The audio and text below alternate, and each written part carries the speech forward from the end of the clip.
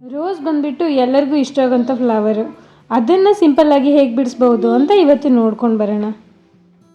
ಗುಲಾಬಿ ಹೂವನ್ನು ಬಿಡಿಸೋಕ್ಕೆ ತುಂಬ ಮೆಥಡ್ಗಳಿದ್ದಾವೆ. ಆದರೆ ಬಿಗಿನರ್ ಆಗಿರೋದ್ರಿಂದ ಸ್ವಲ್ಪ ಸಿಂಪಲ್ಲಾಗಿರುವಂಥ ಗುಲಾಬಿ ಹೂವನ್ನು ಹೇಗೆ ಬಿಡಿಸ್ಬೋದು ಅನ್ನೋದನ್ನು ನಾನು ತೋರಿಸ್ತೀನಿ.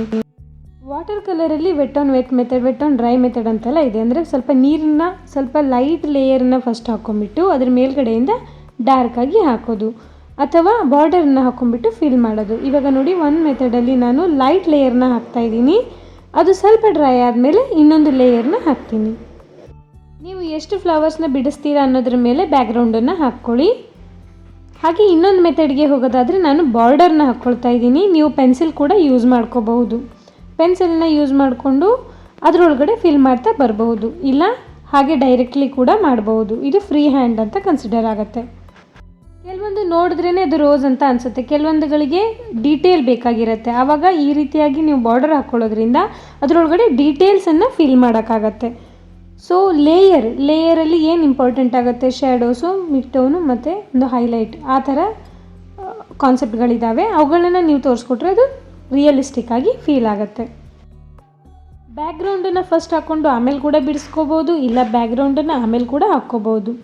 ಸೊ ಸ್ವಲ್ಪ ಡ್ರೈ ಆ ಥರ ಇಟ್ಕೊಳ್ಳೋಕೆ ಹೋಗಬೇಡಿ. ಸ್ವಲ್ಪ ಲೈಟ್ ಲೇಯರ್, ಅಂದರೆ ತುಂಬ ನೀರನ್ನು ಮಿಕ್ಸ್ ಮಾಡ್ಕೊಳ್ಳಿ. ಏನಕ್ಕೆ ಅಂದರೆ ಇದು ವಾಟರ್ ಕಲರ್. ನೆಕ್ಸ್ಟ್ ಬಂದುಬಿಟ್ಟು ಲೈಟ್ ಲೇಯರ್ ಆಗಿದೆ. ಇವಾಗ ನಮ್ಗೆ ಬೇಕಾಗಿರೋದು ರೋಸ್. ಅದಕ್ಕೆ ನಾನು ಸ್ವಲ್ಪ ಡಾರ್ಕಾಗಿ ತೊಗೊಳ್ತಾ ಇದ್ದೀನಿ. ಮತ್ತು ರೌಂಡ್ ಬ್ರಷನ್ನು ಯೂಸ್ ಮಾಡಿಬಿಟ್ಟು ಸರ್ಕ್ಯುಲರ್ ಫಾರ್ಮಲ್ಲಿ ನಾನು ಶೇಪನ್ನು ಕ್ರಿಯೇಟ್ ಮಾಡ್ತಾಯಿದ್ದೀನಿ. ಅದು ಹೂಗುಚ್ಛ ಅಂತ ಹೇಳ್ತೀವಲ್ವ, ಆ ಥರ. ಸೊ ಆವಾಗ ನಾವು ಮೇಲ್ಗಡೆಯಿಂದ ರೋಸನ್ನು ನೋಡಿದಾಗ ನಾರ್ಮಲಿ ಹೇಗೆ ಕಾಣಿಸುತ್ತೆ, ಮಿಡ್ಲಲ್ಲಿ ಸ್ವಲ್ಪ ಚಿಕ್ಕ ಚಿಕ್ಕ ಎಲೆಗಳಿರ್ತವೆ, ಲೇಯರ್ಗಳಿರ್ತವೆ. ಆಚೆ ಹೋಗ್ತಾ ಹೋದಂಗೆ ಸ್ವಲ್ಪ ದೊಡ್ಡ ಲೇಯರ್ಗಳು ಕಾಣಿಸ್ಕೊಳ್ತವೆ. ಅದನ್ನು ನಾವು ಕ್ರಿಯೇಟ್ ಮಾಡ್ಕೋಬೇಕು. ಅಲ್ಲಿ ಶ್ಯಾಡೋ, ಹೈಲೈಟ್ ಅದನ್ನೆಲ್ಲನ ಯೂಸ್ ಮಾಡಿಕೊಂಡು ನಾವು ಮಾಡ್ಬೋದು. ನೋಡಿ, ಪುಟ್ಟ ಲೇಯರ್ಗಳು ಫಸ್ಟ್ ಬಂದು ಆಮೇಲೆ ನಂತರ ದಪ್ಪ ಲೇಯರ್ಗಳು ಬರ್ತಾ ಹೋಗ್ತವೆ.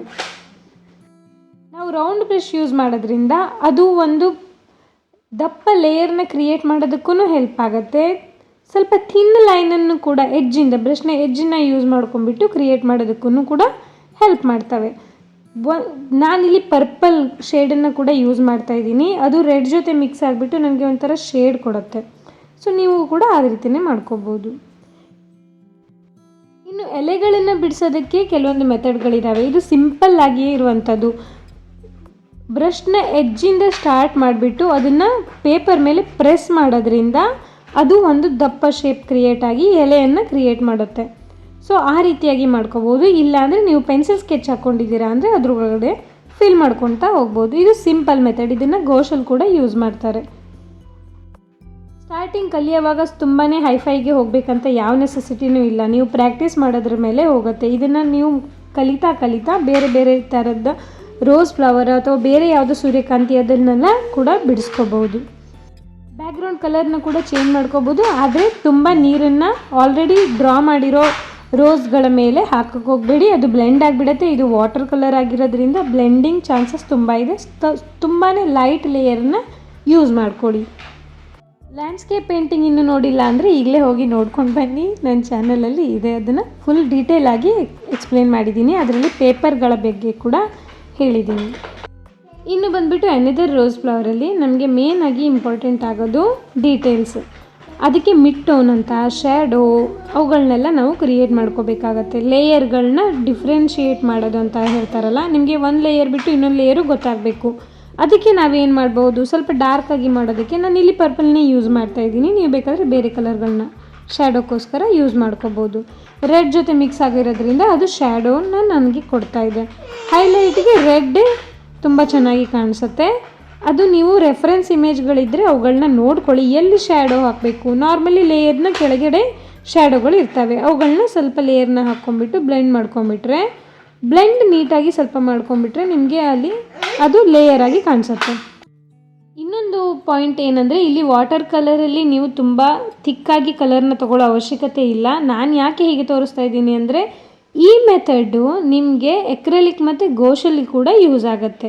ನೋಡಿ, ಸ್ವಲ್ಪ ವೈಟನ್ನು ಯೂಸ್ ಮಾಡ್ಕೊಂಬಿಟ್ಟು ಅದೇ ರೌಂಡ್ ಬ್ರಷ್ನ ಎಡ್ಜಿಂದ ನಾನು ಬಾರ್ಡರ್ನ ಹಾಕ್ಕೊಂಡೆ. ಲೈಕ್ ಅದು ಹೈಲೈಟಾಗಿ ವರ್ಕ್ ಆಯಿತು.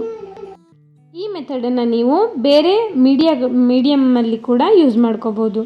ಈಗ ಸಪೋಸ್ ನೀವು ಓನ್ಲಿ ವಾಟರ್ ಕಲರ್ ತೊಗೊತೀರಾ ಅಂದರೆ ತುಂಬ ಲೈಟ್ ಲೇಯರಲ್ಲಿ ನೀರನ್ನು ಹಾಕ್ಕೊಂಬಿಟ್ಟು ಅಷ್ಟೇ ಹಾಕ್ಕೊಂಡ್ರೂ ಸಾಕು. ಅದಕ್ಕೆ ನಾನು ಇನ್ನೊಂದು ಬೇರೆ ವಿಡಿಯೋ ಮಾಡ್ತೀನಿ. ಇವಾಗ ಓನ್ಲಿ ಡೀಟೇಲ್ಡ್ ಮತ್ತು ಇದನ್ನು ತೋರಿಸ್ತಾ ಇರೋದ್ರಿಂದ ಹೀಗೆ ಮಾಡಿದ್ದೀನಿ. ತುಂಬ ಲೈಟ್ ಲೇಯರ್ನ ಕೂಡ ನೀವು ಯೂಸ್ ಮಾಡಿಕೊಂಡು ಮಾಡ್ಬೋದು. ಇದು ಥಿಕ್ ಲೇಯರ್ ಆಗಿ ವರ್ಕ್ ಆಗಿದೆ.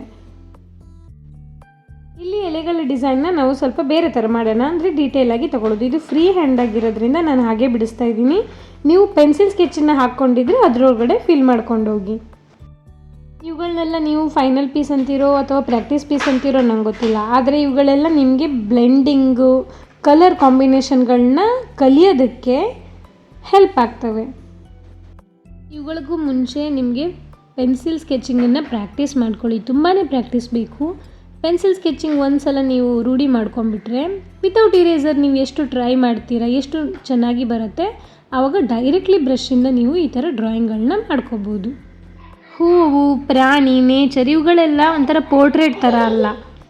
ಪೋರ್ಟ್ರೇಟ್ಗಳಲ್ಲಿ ಮುಖದ ಎಕ್ಸ್ಪ್ರೆಷನ್ನು, ಅದರ ಡೀಟೇಲ್ಗಳು ತುಂಬ ಇಂಪಾರ್ಟೆಂಟ್ ಆಗುತ್ತೆ. ಈ ಥರದ್ಗಳನ್ನು ನೀವು ಆರಾಮಾಗಿ ಪ್ರಾಕ್ಟೀಸ್ ಮಾಡ್ಕೋಬೋದು.